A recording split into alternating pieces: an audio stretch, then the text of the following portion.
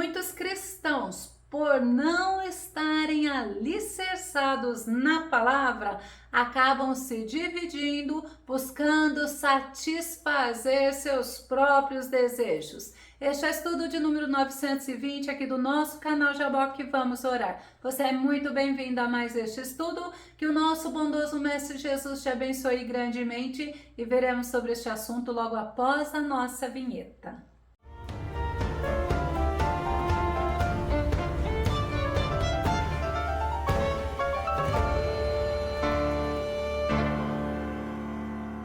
É necessário nós estarmos atentos aos perigos e às ciladas do nosso inimigo. Nós não podemos entrar nas armadilhas dele. Vamos ao nosso tema: o perigo do partidarismo religioso. O nosso texto base está no livro de Romanos, capítulo 14, o verso 19, que diz: por isso, esforcemo-nos em promover tudo quanto conduz à paz e ao aperfeiçoamento mútuo. Quando nós falamos de partidarismo, a definição de partidarismo é uma dedicação excessiva ou adesão cega a um partido ou um grupo político.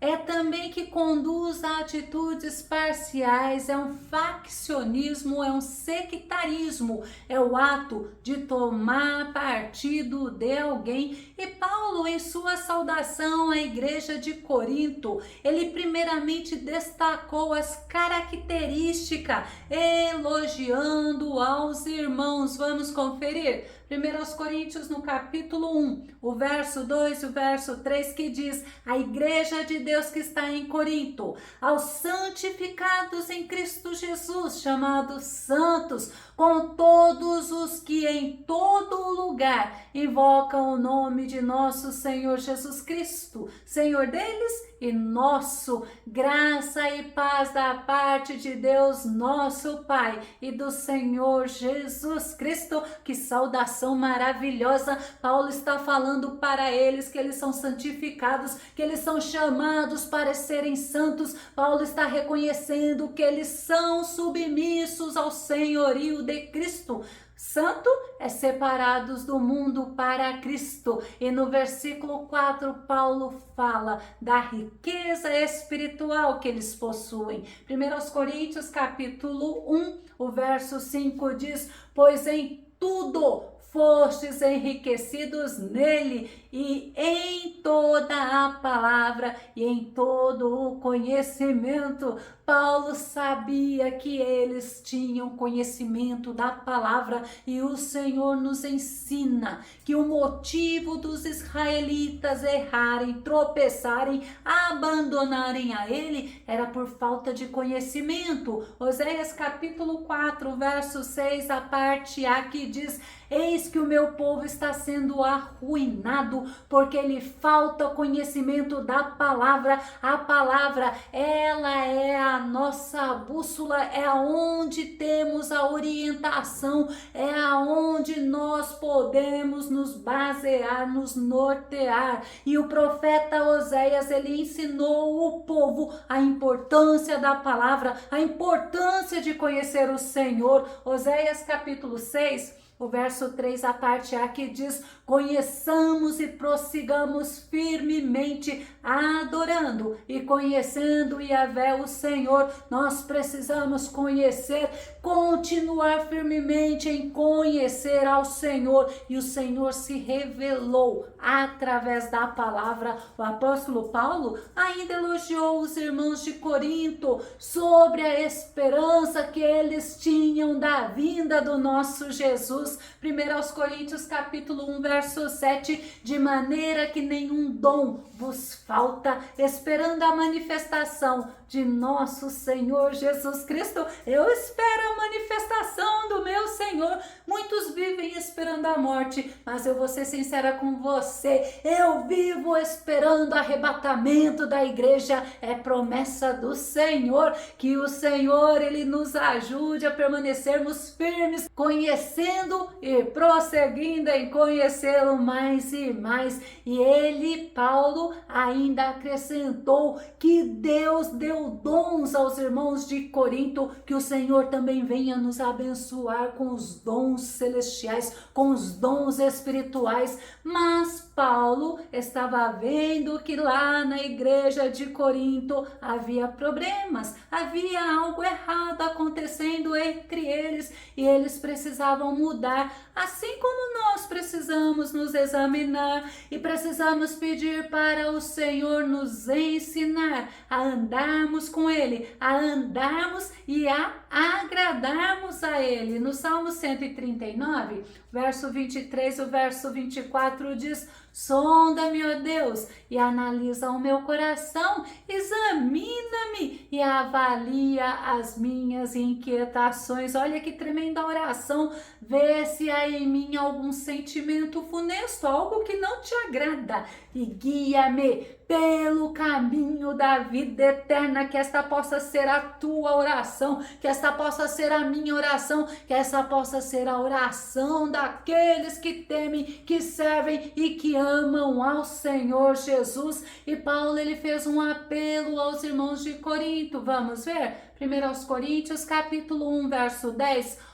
Rogo-vos, porém, irmãos, pelo nome de nosso Senhor Jesus Cristo, que digais todos uma mesma coisa e que não haja entre vós dissensões, antes sejais unidos em um mesmo pensamento e em um mesmo parecer. Dissensões é oposição, é discrepância, é divergência, é desavença, mas também é disputa, é conflito. Eles deveriam ser diferentes do mundo, eles deveriam agir ao contrário do que eles estavam agindo, eles deveriam agir em concordância, em harmonia e igualdade. Paulo, ele soube que estava acontecendo isto pela família de Cloé, que entre os irmãos lá de Corinto tinha divisão, tinha contenda e tinha partidarismo. 1 Coríntios no capítulo 1, o verso 11, o verso 12 diz: porque a respeito de vós, irmãos meus,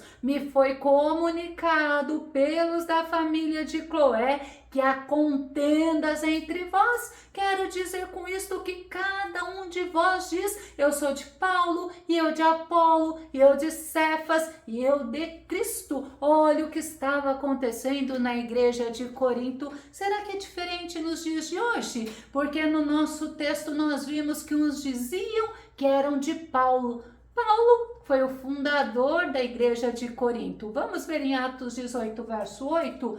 Crispo, administrador da sinagoga, creu no Senhor, ele e toda a sua casa, e da multidão dos coríntios que o ouviam, muitos criam e eram batizados. Quando Deus ele mandou eu fazer um estudo sobre Crispo, eu obedeci, e nós temos um estudo sobre Crispo aqui no nosso canal Jaboque Vamos Orar. E voltando ao estudo de hoje, Paulo, ele tinha sido expulso da sinagoga dos judeus, ele foi insultado, ele enfrentou as oposições, pois não aceitavam a Jesus como o Messias esperado, aguardado por Israel, e muito menos como o Filho do Deus vivo. No nosso versículo 1 falavam que era de Paulo, outros falavam que eram de Apolo. Atos capítulo 18, verso 24, verso 25.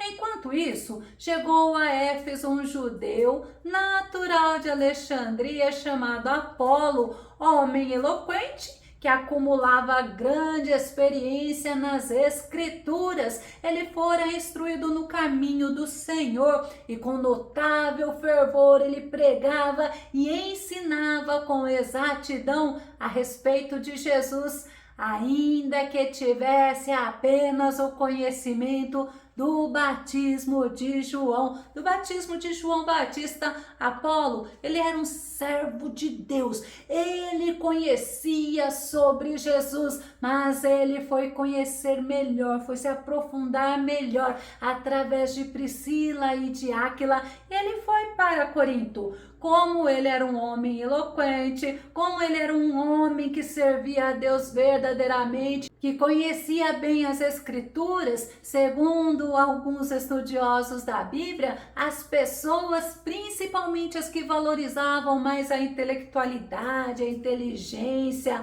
a eloquência e elitismo, faziam parte desse grupo. 1 Coríntios capítulo 1, verso 19 ao verso 20. Porquanto está escrito: destruirei a sabedoria dos sábios e rejeitarei a inteligência dos homens cultos. Onde está o sábio? Onde está o homem culto? Onde está o questionador desta era? Acaso não tornou Deus completamente insensata a sabedoria deste mundo? Então aí nós vimos que um queria ser de Paulo, outros falavam que eram de Apolo. E Paulo, ele ensinou que a sabedoria humana não revela quem é Deus. 1 Coríntios capítulo 1, verso 21 diz: considerando que na sabedoria de Deus o mundo não o conheceu por meio da sabedoria humana, foi do agrado de Deus salvar os que creem por intermédio da loucura da proclamação da sua mensagem. Quantas pessoas querem explicar Deus através da ciência, através da sabedoria humana, mas nós conhecemos Deus através da palavra. E Apolo, ele não incentivava divisão na igreja, ele não incentivava nem a facção e nem a oposição entre os irmãos, porque esses comportamentos são comportamentos de pessoas que vivem segundo a carne. 1 Coríntios capítulo 3, verso 3, porque ainda sois carnais, visto que campeia entre vós todo tipo de inveja e discórdia. Por acaso não estáis sendo carnais, vivendo de acordo com os padrões exclusivamente mundanos? Quando nós falamos sobre partidarismo, sobre o perigo do partidarismo, é justamente porque o partidarismo traz discórdias no meio das pessoas. E quando nós vemos o versículo, outros diziam que eram de Cefas. Cefas foi o nome dado por Jesus Cristo. Você se lembra quem? A Pedro. Vamos conferir? João capítulo 1, verso 42. E o levou a Jesus. Quando Jesus olhou para ele e disse: tu és Simão, o filho de João, tu serás chamado Cefas. André, o irmão de Simão Pedro, o levou até Jesus e Jesus mudou o nome de Pedro.